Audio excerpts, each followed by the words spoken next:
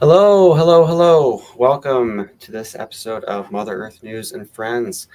Josh Wilder here. With me today is Tara Dawn Chapman, who launched Two Hives Honey by running hive tours for meetup groups on two neighborhood hives in Texas and has evolved into a socially conscious business that aims to educate her community, support other local businesses, and offer some of the most excellent honey Texas bees can make. She is also the author of this new book, For the Bees, that offers practical explanations for anyone starting their beekeeping journey. Thank you for joining me today, Tara. Hi, thank you. So tell us a little bit about the book. Yeah, thanks again. So it's several years in the making, but I've been teaching beekeeping classes here in Austin and all over. I've gone to a lot of Mother Earth events. I've been teaching for a long time, for about a decade, and I had this immersive beekeeping program, and I was never quite satisfied with the text available for that program. And I found that the texts tend to fall in one of two categories. They fall into the kind of dense reference index, it's kind of thing that you read it after you're 5 years in, and maybe you'll start to pick up on it. All the information's there, but not approachable. And then there's the other side. The flip side is kind of the really beautiful, but not a lot of substance. And I thought, I really feel like we can have fun and also have the nuance and the substance that beekeeping requires to be successful. So yeah, started writing the book and I'm very excited about it. It's very biology forward. I'm a big believer that you cannot be a good beekeeper if you do not really truly understand the nuance of honeybee biology first and foremost. So we start there, and it's great for obviously for beginners, but this also is a great book if you're even a few years into your journey. It's going to cover a lot of the really advanced skill sets as well. That's great. Thanks. Now, speaking of that kind of approachable accessibility, now obviously you're in Texas. Can you speak on like its accessibility to people across the country? Yeah, for sure. It was also really important to me that being in Texas, Texas is the biggest hobbyist beekeeping state in the country, and very few of the beekeeping books are written by Texas beekeepers. So I had this firsthand experience of like not feeling like all of the texts were speaking to me. But I also believe that we can talk and write and teach about beekeeping in a way that it really addresses everyone's needs no matter where you are. And so I really worked hard to make sure this book works for anyone no matter where you are and what climate. Because really, beekeeping, hear this phrase, all beekeeping is local. That is true, but the fact of the matter is that generally speaking, bees will respond to resources or lack thereof in the same ways, right? The reason bees swarm is the same no matter where you are. And so in the chapter where we talk about seasonal beekeeping, for example, instead of talking about seasons, because what's in a winter for you means something very different for me, of course, rather we talk about resources and how do bees respond or react to resources or lack thereof. And that kind of philosophy of like teach it, we're not going to give a man a fish, we're going to teach a man to fish, really allows you and empowers beekeepers to make decisions in their bee yards based on what they're seeing in their climate. So a couple of things you just touched on, I wanted to kind of go into. First of all, what you mentioned about swarm prevention. First of all, I gotta say the illustrations in this book are amazing. You have this, your illustrator, what was it, Carolyn Brown. So this illustration about swarming, it's excellent. People have to get their hands on this thing. By the way, the link will be in the comments here, and is available on the landing page. But so about swarm in general, like, could you talk a little bit about some of the signs that a hive is preparing to swarm? Yeah, so swarming, for the uninitiated, is a really misunderstood concept, I think, by many, but really it's a colony's way of reproducing. So you have reproduction in the colony, and that our queen bee lays eggs. It's one form of reproduction, but then the colony itself, the superorganism, can also swarm. And really, the reason behind swarming is because we can make two colonies out of one, spread the genetics of the colony. And so what really causes swarming is the inability of the queen's pheromones to permeate the hive, because her pheromones, and there's several pheromones that she emits all the time, the queen bee emits. It is what prevents rearing of queen cells, right? So if you go queenless, your colony will immediately begin to rear queens. So her pheromone is what prohibits that. In a swarming situation, you've got congested, the colony's big, lots of bees come in and out. The pheromones can't adequately permeate through the colony, and that in of itself is what causes them to start rearing swarming cells. And so when you talk about how do we prevent swarming, again, this idea of like teaching a man to fish, really it goes back to if you understand the biology of what is going to start initiation of queen rearing cells in the first place is this congestion. So what can we do to ease congestion in the colony? And then you can go from there about how do we work to prevent swarming in our colonies. Can you talk a little bit about the difference between splitting a hive and creating artificial swarms? Yes. So when you're talking about creating artificial swarms, are you referring to a colony that's on the verge of swarming and splitting it to prevent swarming?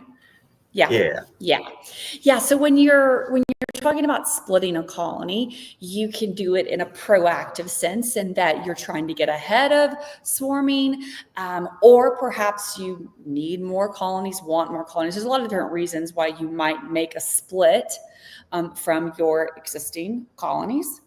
But in terms of an artificial swarm split, which is a type of split, it's more of a reactive swarm. I'm sorry, more of a reactive split, in that we have a colony and swarming is imminent, right? So swarming cells have been created. The colony has not yet swarmed. And if you do nothing, that colony will swarm. And so, of course, for a lot of beekeepers, that's not a great thing. You've got this investment, you can watch your bees, your money fly right out of the yard. And you also miss out on the opportunity to make another colony in your apiary. And so what a beekeeper can do is basically do the swarming for the colony. So again, it's just a type of split in which you would do all the things that would happen if the colony swarmed anyway, but rather than the swarm leaving and making a home elsewhere, perhaps in the eaves of your house, right, which nobody wants, now you've got the two colonies in your apiary instead of just the one.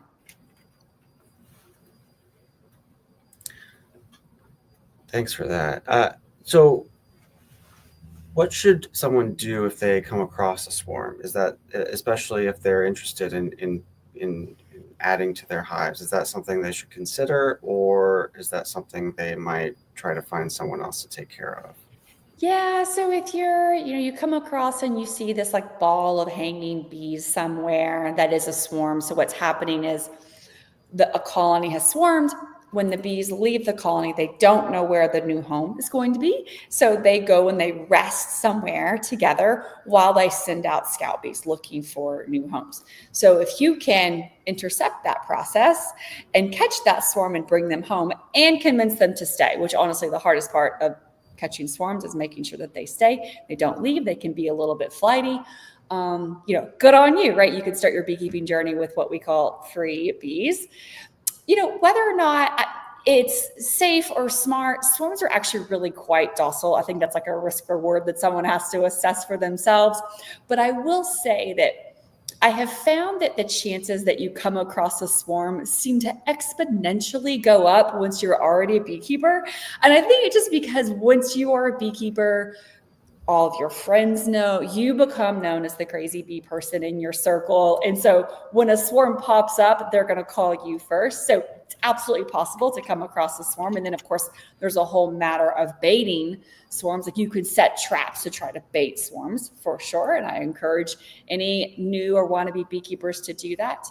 But I do find that your chances of happening upon a swarm do tend to go up once you already have bees.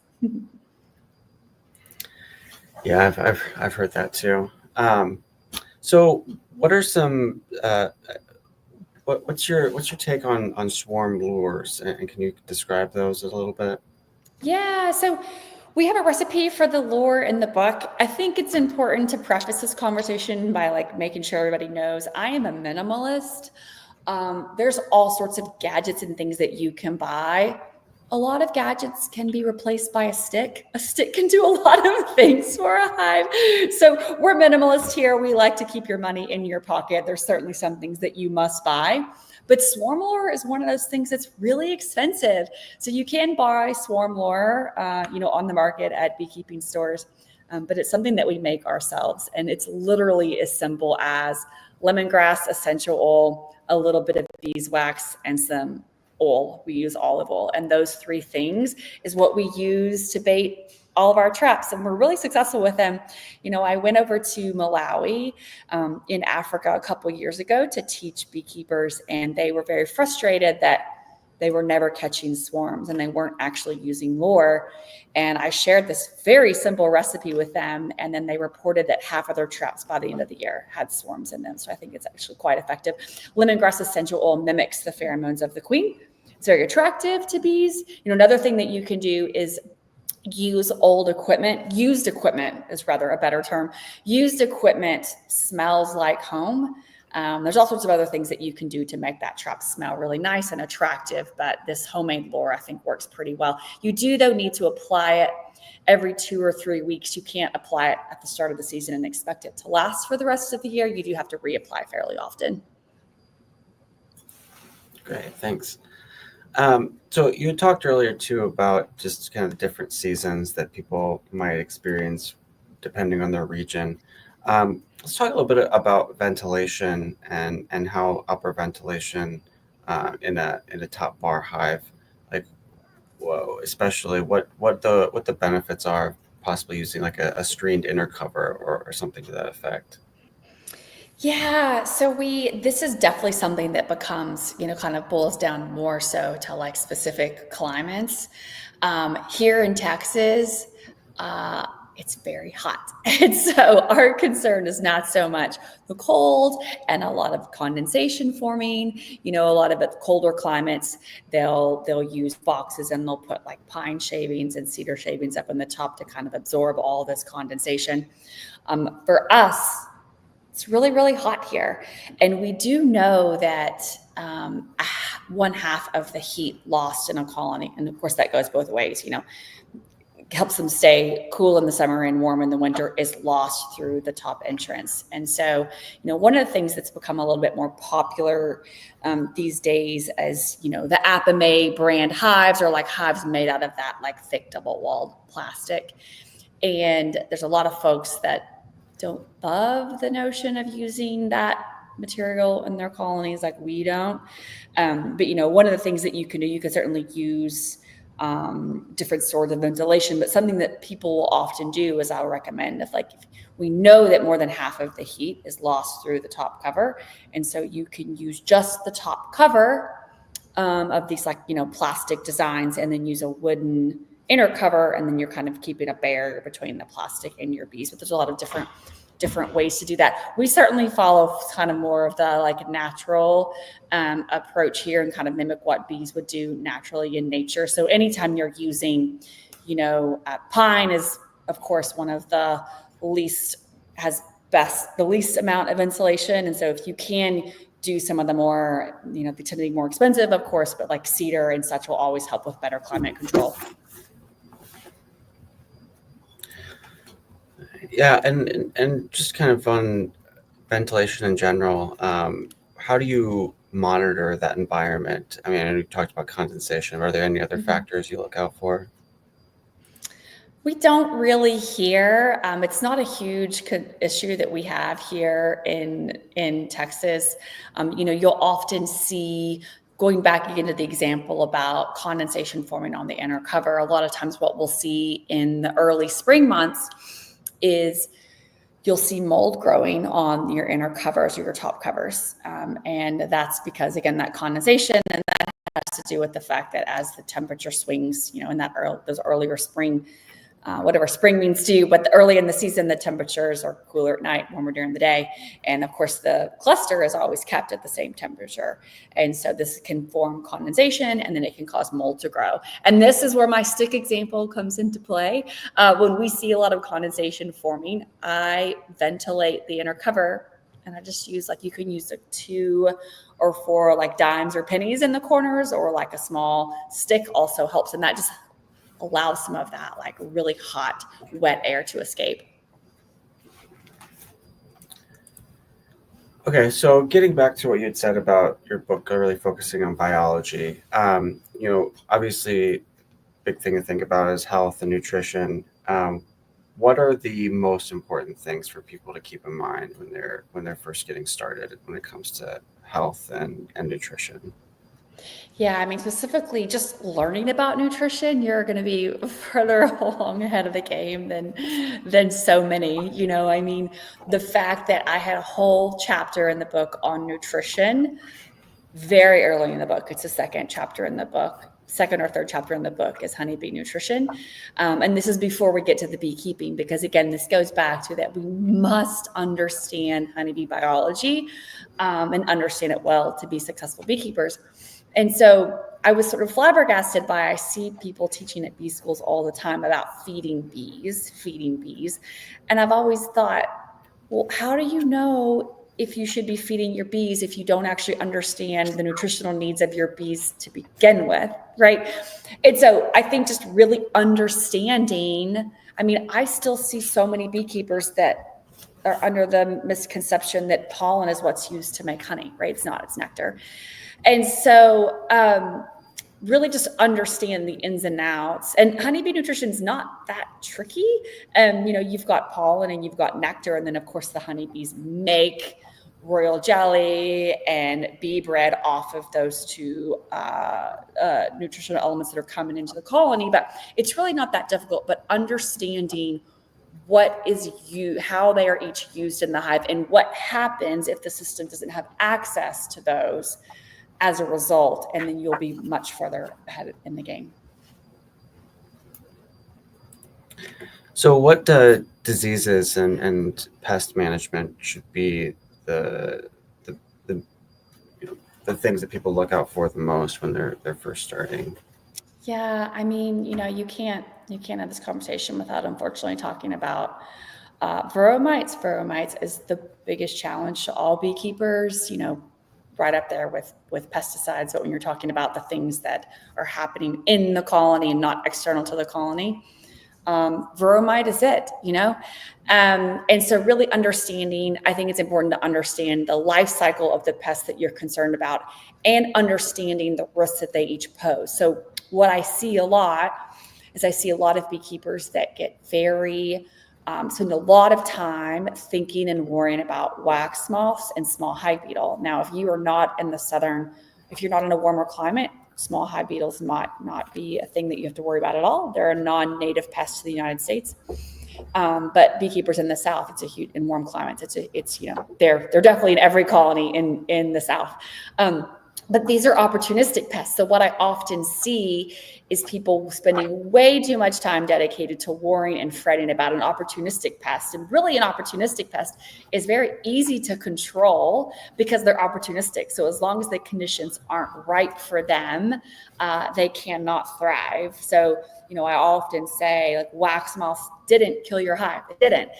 To say that would be akin to seeing a dead deer on the road and saying maggots killed that deer. Something happened to the deer and then the maggots move in later. And so I think that spending too much time focused on these opportunistic pests when really they're very easy to control, keeping your hive strong, not giving them more space than the colony can guard is really important. And then protecting your comb in your honey, once you remove it from the colony, when there's no bees left to protect it, that's when we tend to see these pests. And then not spending enough time thinking and talking about the one that really is problematic, which is Veromites.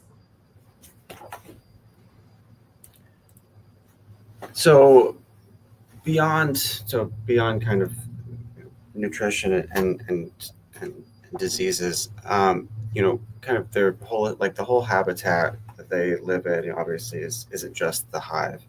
Um, what do you do, and what do you kind of teach people about maybe gardeners that you might talk to? Like how do you have any suggestions for folks who have gardens on maybe hive placement, or if they want to try to obviously get some sort of wildflower type of honey? Like, how do you recommend that sort of habitat, set up? Yeah. So things that you can do, whether you're a beekeeper. So there's kind of two sides to that coin. It's like what kind of things are we looking for in terms of if you have hives and you want to site them? Like, what does that site setup look like? What's the best place for your bees?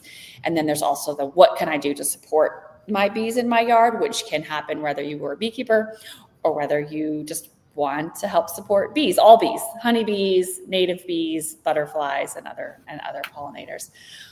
So in terms of just supporting your bees, all bees writ large, a water source is really important, particularly if in a really warm climate, like we are here, dry climates. So making sure that your bees have a water source, particularly during the hottest months of the year, is really important. Water is not only important for hydration, but it's also really important for temperature control in the hive. So that's certainly a big one. In terms of planting for your bees, know that your bees are going to go far beyond your yard for looking for food, but that doesn't mean you can't do a lot to support them. Thinking about planting bushes and flowering trees are kind of the most bang for your buck when you think about that, because you think of them are kind of like a acre of foliage in the sky, or sorry, acre of forage in the sky rather. So you're kind of getting your most bang for your buck there. And you really want to do natives. Natives are best suited to your climate. We don't want to be planting tropicals, trying to keep tropicals alive somewhere up north. So those are things that you can do to support your bees. And then your water source. I think it's important to note that there's some evidence that bees won't use a water source right next to their hives. It probably has to do with the fact that they defecate as they leave the hive and they don't want to deal with messed water. And so, having it a little bit away, 10 feet or so from the hives, if you do have bees, is important. And bees drown really, really easily. So making sure you've got something in there so that they won't drown. So floats or sticks or rocks, stones, other things like that. In terms of like siding your hives, I think the biggest thing is thinking about how, especially if you have a small yard, and you can absolutely keep bees in a smaller yard, but thinking about how you use the space. And you certainly wouldn't want to be spending a lot of time working or having your kids play right in front of the entrance. So just thinking about how you're going to use your yard and the space and the best place for them to go. And then, believe it or not, we actually push hard for more versus less sun. Even here, we're in Texas, it gets really hot here. All of our bees are in full sun. It helps with ventilation. We talked a lot about ventilation earlier. Full sun or half day sun at a minimum helps with ventilation, helps with control of pest and disease, helps with control of small hive beetle, certainly in those climates where you've got them. And so really pushing for, and then in the northern climates where it is a lot colder, you want that longer days of sun, particularly in the winter months. So you touched briefly on native bees. So for folks that are thinking about keeping bees, but are might even be afraid of bees, but really want to have them. Have you set up any bee hotels for native bees before? Is that something you're familiar with? Yeah, we love talking about native bees. We actually think it's out of frame, but we've got a little poster on the wall right over here that's got all the native bees native to North America. So for those that aren't aware, honeybees are not native to North America. They were brought here in the 1600s by European settlers, but there are thousands of bees that are native to the United States. And there you can build by far and large, most native bees, something like 70%, nest in the ground. They're ground nesters. So the way to support ground nesters is just to not do lawns, leave your yard a little messy, certainly not doing a lot of cleanup over the winter. That's when a lot of them are in their development stages before they emerge the next season. But the remaining number do nest in flower stems. And so you can give habitats to mason bees, leafcutter bees, and carpenter bees who actually nest in wood. So you can make or buy these really fun little native bee homes, or often you'll see they're made out of bamboo reeds. And the idea there is that the leafcutters and the mason bees will nest in the bamboo reeds. And then, of course, blocks of wood can provide homes for carpenter bees. And we love that. We love to share that with folks and encourage folks to learn more about native bees wherever they can. So do native bees and honeybees play nice together?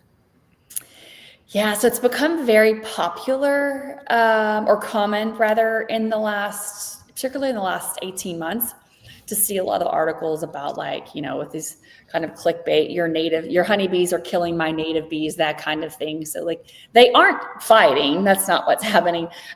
However, there's a finite amount of resources for sure. And so that's just really what people are getting at here is like the amount of resources. And my argument to that is that, one, our entire food system is reliant on honeybees. Even if you live in a city where they do a really good job of supporting local small farmers, the fact of the matter is that almost all the food that we consume in this country is grown via monoculture, which requires honeybees for pollination services to support that. And so they're not going away. But rather, I think it's really important for us to think about who's the real enemy here, in that I own a honey company. Honeybees is how we make our money, but I go out and I'm talking and speaking on native bees. I'm educating. We're talking about it right now. Folks that are supporting bees are not the problem, right? Those that are supporting one or the other are typically doing things that support all bees. And so what I'd really love to see is us focusing our energy on sharing with the vast majority of folks that have no idea why bees are important, or what we can do to support them, or why we should be, supporting local organic farmers and whatnot. Like, I'd really love to see us focus our energy on educating the uninitiated rather than like infighting here, because so much of what you do to support one also supports the other. I appreciate that answer. I mean, yeah, I certainly see your point. I mean, obviously, like, the vast majority of folks don't have an opinion on honeybees versus or with native bees. So it really does come down to that education piece. And kind of going back to what you talked about with the monoculture, and there's a nice piece where you just kind of talked about how that had affected kind of the omega nutrition. Can you talk about that a little bit? I really like that kind of sidebar that we had in the book. Oh, are you talking about omega 3s versus omega 6s? Is that what you're referring to? Yeah. Yeah. So it turns out that honeybees, just like humans, need a good variance in their diet, right? And omega 3s are really, really, really good for brain health. This is why you see, the fish oil supplements and whatnot. That's all about getting omega 3s, because they're really good for brain health. And we know that bees do much better with a varied diet where they have high amounts of omega 3. So there's this really cool study that was done to demonstrate the importance of omega 3s and the ability of bees to learn. And so they kind of set it up like a Pavlov's dogs experiment, where, they ring the bell and provide the food, and then do that so often. And then they take away the food and ring the bell, and they see if the dog starts drooling, right? Anticipating the food. So they did the same thing with bees, but instead of the bell, and they used a scent. So they would spray a scent and then provide a bit of sugar water or nectar to the bee. And they found that by like the third try, and I can't remember the exact step, but by the third try, an incredibly overwhelming amount had learned to associate the odor with the food if they had this diet high in omega 3s. And those without the diet high in omega 3s, it took them a lot longer to learn to associate. So just a really cool factoid of learning more about why they're so important for bees and for brain health, and why this really varied diet is so important. And like what you were just pointing out, Josh, is that this is what bees miss out on when we grow our food via monoculture is that those honeybees that are being driven in to support those monoculture practices don't have the variance in their diet that they require to ensure that the colony is thriving and that the developing young have that varied diet as they're developing these critical, the development cycle for worker bee is less than 21 days, and they only spend very little bit of that time actually feeding. They don't consume as eggs, and they don't consume in the pupa state. So you're talking about a week's time when they actually have access to food, and it's so important that week of what they're getting to ensure that they're healthy and thriving into adulthood. Yeah, you mentioned that the honeybee development. That's another one of my favorite illustrations from the book. And I was going to ask kind of if you could kind of explain for beekeepers what they need to be looking for as far as the bees development and how to like if bees start brooding and how to manage that basically. How to manage? Sorry, ask again, Josh. I don't know that I quite understand what you're asking. How to manage the frames as they start to brood and kind of part of that process of kind of hive management. Yeah, I mean, I think that what's really important for beekeepers is first and foremost to know what you're looking at. I find that so many don't know how to read the frames. I'm going to talk about read the frames. And to say read the frames is a very Langstroth, specific preferential phrase. I don't mean to only speak to Langstroth hive owners, whether you do warrays or top bars or long legs. I'm very inclusive in my teaching. It's just a phrase that we use to read the frames. So what that means is, when you're in your colony and you're first and foremost know how to identify, like, what are you looking at? And then what story are the frames telling you?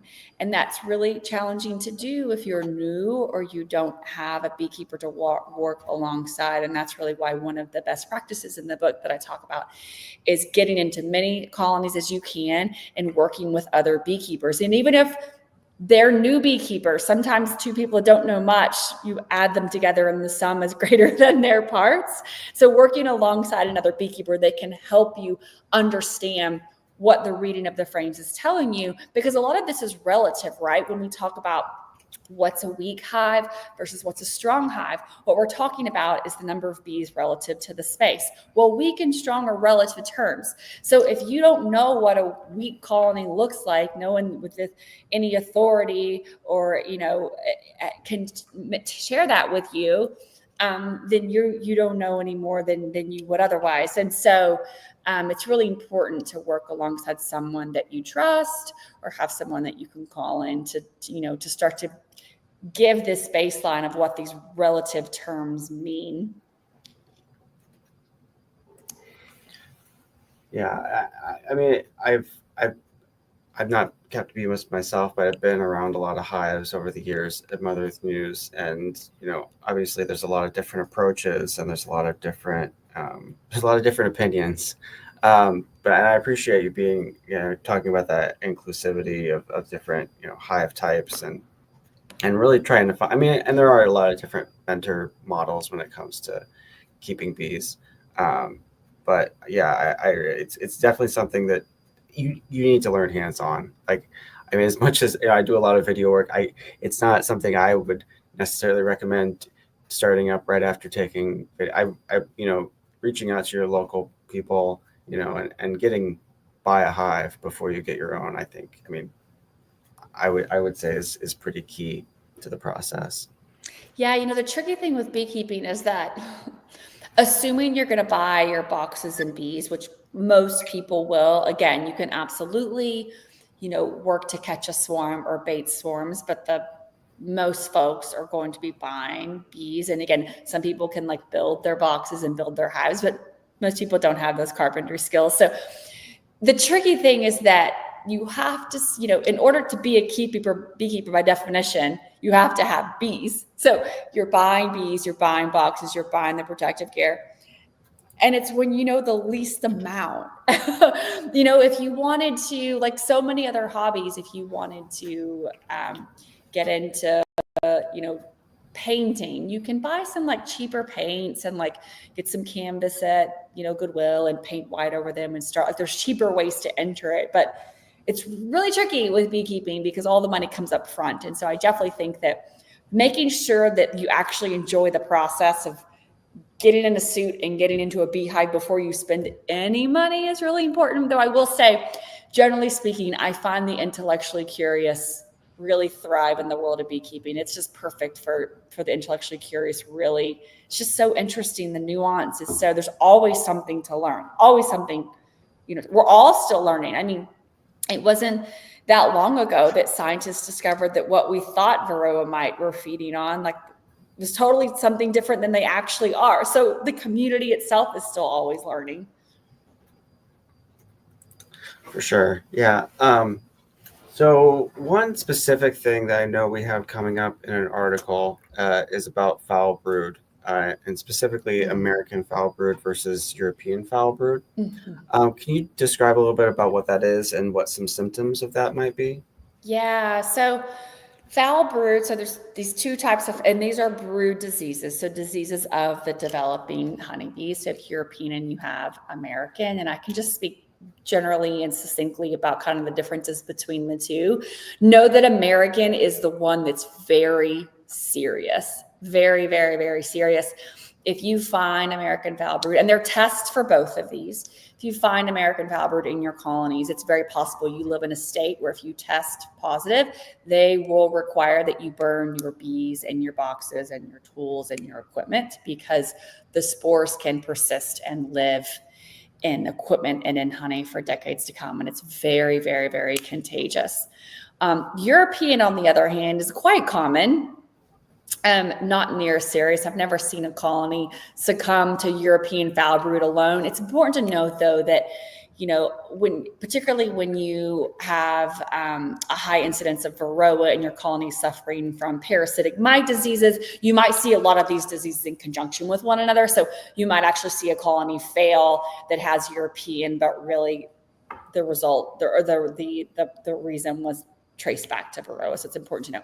But when you're talking about truly just European, it's typically a nutritional disease that we see early in the spring, when our bees are kind of on their last leg of their resources from the last year and the nectar flow hasn't started yet. So this is one that can pretty easily treatable. You can buy antibiotics for it, but I have found great success with just feeding colonies because, again, it tends to be something caused by lack of nutrition. In terms of identifying one over the other, we do have photos in the book. Encourage you to seek out, the internet's. There's a lot of great info and there's a lot of bad info on the internet, but seeking out photos. But American foul brood is typically combined with the very, very, very foul smell. Like people talk about, it hitting you well before you can't even hit the bee, or they've actually trained dogs to be able to, bomb sniffing dogs to identify for American foul brood. European is one where they die before they hit the pupal stage. Not the case with American. And then the other thing, there's something called a matchstick test. And so when a colony is suffering from European foul brood, the young are very easy to remove. The dead larvae are very easy to remove. Whereas in the American foul brood, they kind of, it's like melty, they kind of like they've melted, and you could stick a matchstick in and you could pull out the matchstick and it kind of ropes out. But if you ever suspect that you had American foul brood, like I strongly recommend you get a test and you call your apiary inspection service because they're going to want to send someone out to confirm one way or another. But a funny side story. So we here in a lot of parts of the United States, not just here in our part of the world, but we have goldenrod is a big nectar flow source in the fall for lots of colonies in the late spring, early fall. And when bees are on a nectar flow with goldenrod, the pollen smells really kind of yeasty, kind of like dirty feet. And every year I have at least one beekeeper that's convinced they have American foul brood, and it's always just been the goldenrod pollen flow. So keep that in mind too. There could be other reasons why you might have a little like stink, especially so if the goldenrod's in bloom and you're finding that all of a sudden that you've got this kind of stinky smell, but the brood looks healthy and fine, it's probably from the goldenrod.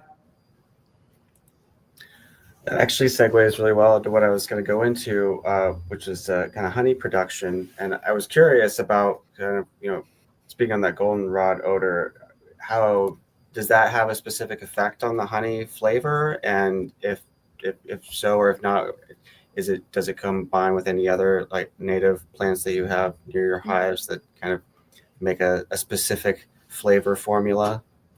Yeah, so our main nectar flow is the goldenrod in the fall, and it produces this like beautiful, really dark honey, and it doesn't taste like the pollen smells. It's really delightful. It's something that for a lot of people don't realize this because the honey tells us. The grocery store tells us that honey is a commodity, right? That it all tastes and looks and smells the same, which is nothing could be further from the truth.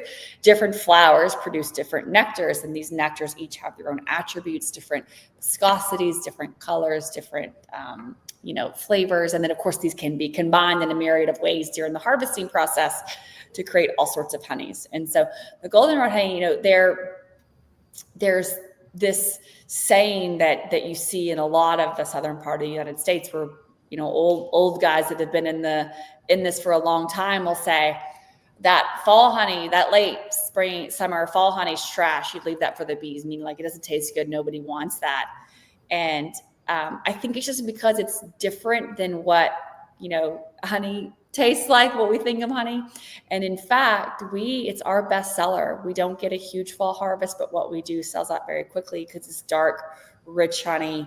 It goes very well with whiskey and a hot toddy, which fits the season if that's your forte. But yeah, I think it's really delightful. That's great. Yeah, I remember some wildflower honey specifically that I got at a apiary in California a few years back, and it was just, and some other that I'd had from North Carolina. There's such amazing richness of flavors that you get from different regions and different, styles. It's pretty unbelievable to people that might not have that experience. Right. Absolutely. Just speaking of honey harvesting and honey products, do you have what kind of techniques do you recommend for someone beginning honey harvesting that without obviously the least amount of harm to the hive? Yeah. So, and we talk about this in the book because again, like, I don't think it's makes sense for everyone to buy an extractor, the whole system, your first or second or even third, fourth, or maybe even never. And if you do top bars, or some of the other foundationless hives or do foundationless beekeeping in general, an extractor is not going to be in your future. And so, in terms of like being sustainable and responsible, you of course always want to make sure that you're only pulling what's truly excess. And so depending on where you are, your colonies will require different amounts of honey. So you're going to require far more up in the northern part of the United States than we do here, where we have milder winters and we have earlier nectar flows. That's just the name of the game, right?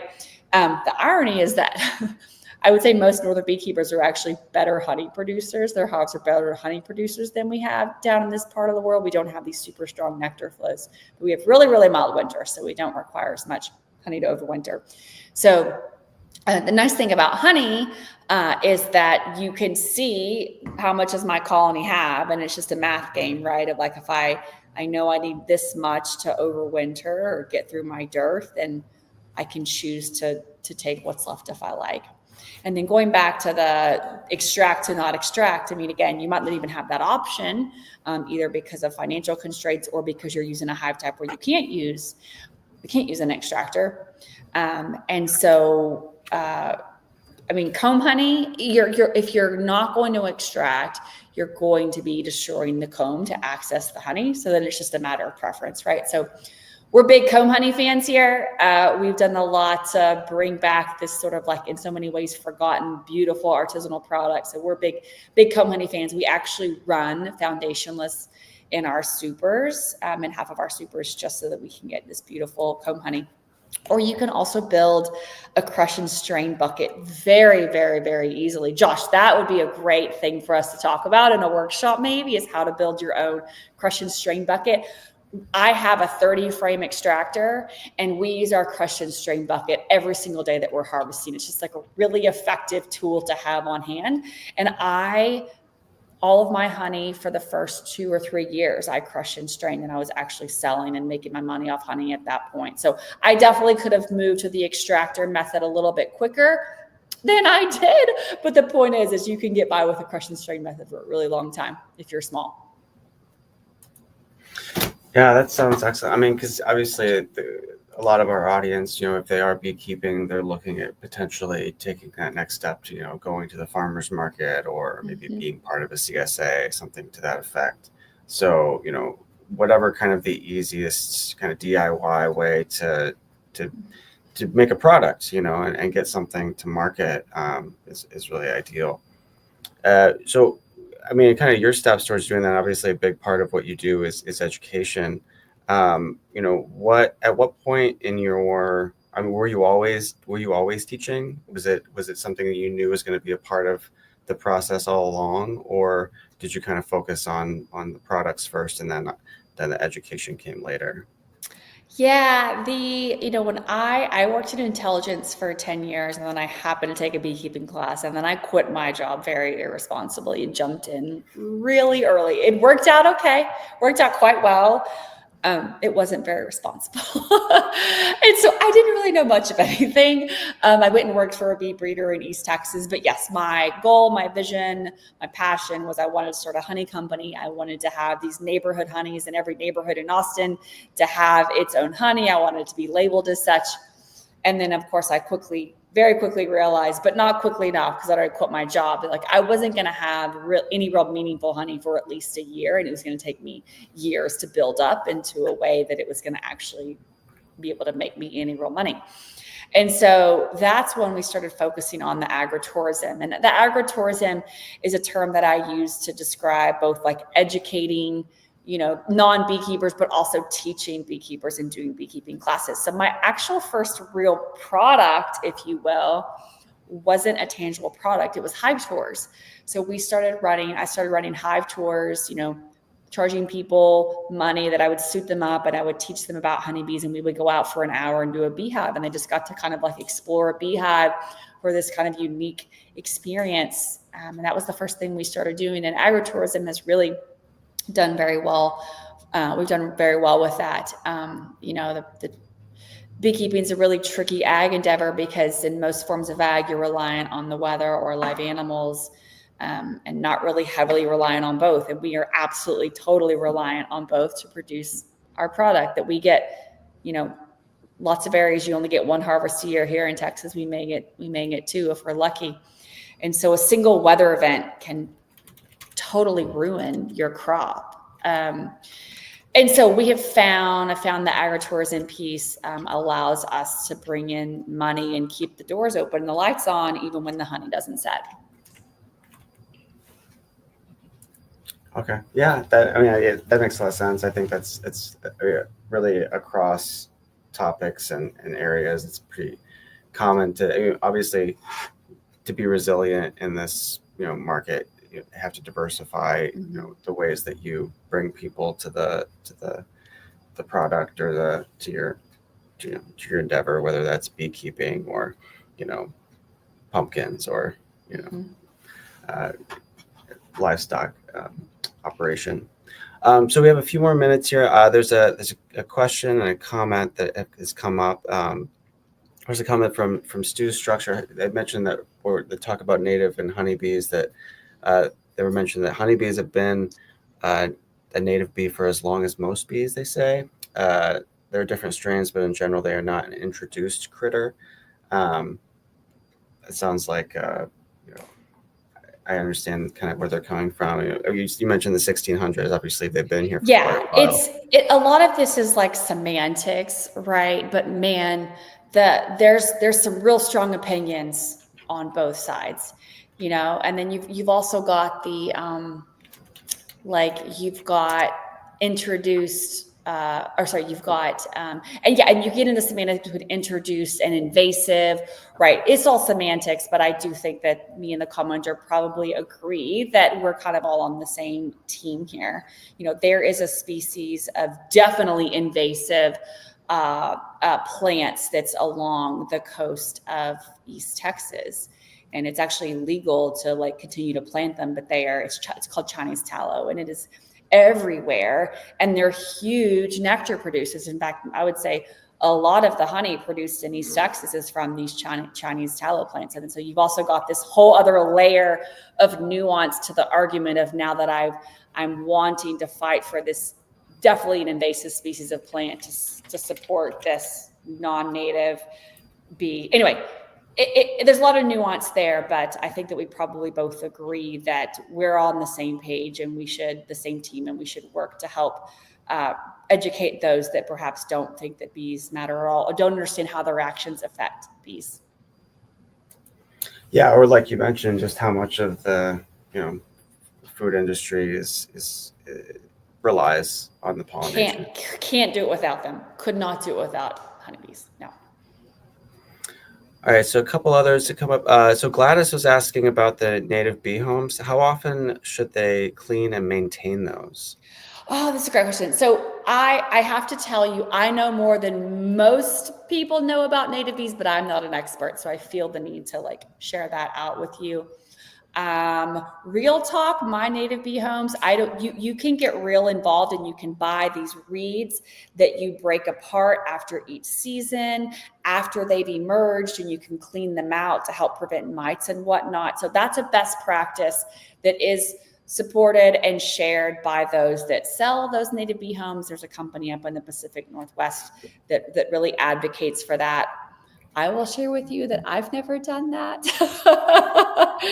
So, kind of real talk versus like what actually happens. But I put out the homes and they nest, and I get very excited. And I don't do a lot of the like yearly maintenance or cleaning, but I would check out some of those companies that are selling those homes, and they can share more on the best practices. But they do recommend that but they also recommend that you bring the cocoons in and keep them in little incubators in your fridge to protect them. I also don't do that. I let them just stay outside.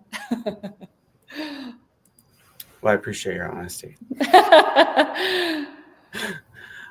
So finally, and this is kind of a nice general one to go out on. I guess they were asking kind of what are some beekeeping practices that aren't necessarily environmentally friendly or sustainable techniques? So I guess some things that might be in the ether to avoid, but you might not be as obvious, I suppose. Yeah. I mean, that's a really good question. I really appreciate where that listener is coming from, because we really work to support or practice the most sustainable and certainly the most ethical practices we can. Like any form of agriculture, you've got practices that are better for the health of the animal and the soil and the water, and those that aren't, right? And it's same with beekeeping as well. There's lots of practices that we don't believe in. So I'll just mention a few of them. Treating for specifically for treatments in general, but treating for varroa mites, right? Again, I have a very inclusive philosophy. We are treatment-free operation here. You can't just decide to be treatment-free and be successful. That doesn't mean we get to ignore the problem, but that's the practice that we employ here. But I also understand that what's right for me and my bees may not be right for somebody else's. However, I do implore people to please not treat based on the calendar. This notion that we apply treatments to every colony across the board because it's August, and then we do it again in September, and then we do it again.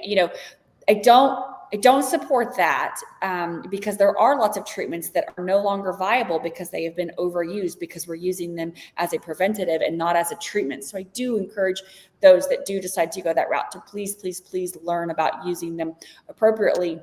and responsibly. Another one that big commercial beekeepers are going to do that you're not going to see on a small scale, or at least I hope you don't see on a small scale across the board, is feeding of high fructose corn syrup. Feeding of high fructose corn syrup in and of itself is not problematic for bees, but if it's been heated, it produces a very long word that we call for short HMF, and it's very bad for the gut of the honeybee. And the fact of the matter is that the way that high fructose corn syrup is transported and moved across the country, it absolutely reaches those temperatures to produce that HMF that is not good for bees. And so that's something that, again, those big commercial beekeepers do. And then, again, a lot of these are attached to big commercial beekeeping. But migratory beekeeping in general it's not great. But again, it's how most of our food is produced. It's sort of a necessary evil. I do get excited when I see more partnerships where, for example, you're seeing the almonds in California. Now you're seeing certain almond farms that are working to keep bees on site year round and produce crops outside of almond season, so they have a more varied diet, so they're not having to move around. So there's a lot of practices involved with commercial beekeeping and pollination services that honestly isn't really sustainable and certainly not great for the health of the honeybee.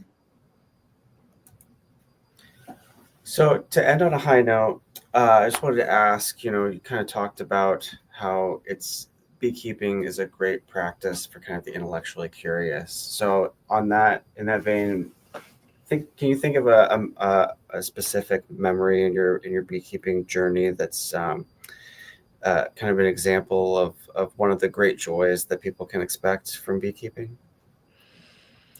Yeah, way back at the beginning, I actually did a book signing event last night, and I was telling the story of how, I was working for the federal government. I was going to Afghanistan. I had this arguably kind of depends on your definition of excitement, but this very kind of exciting, adventurous life.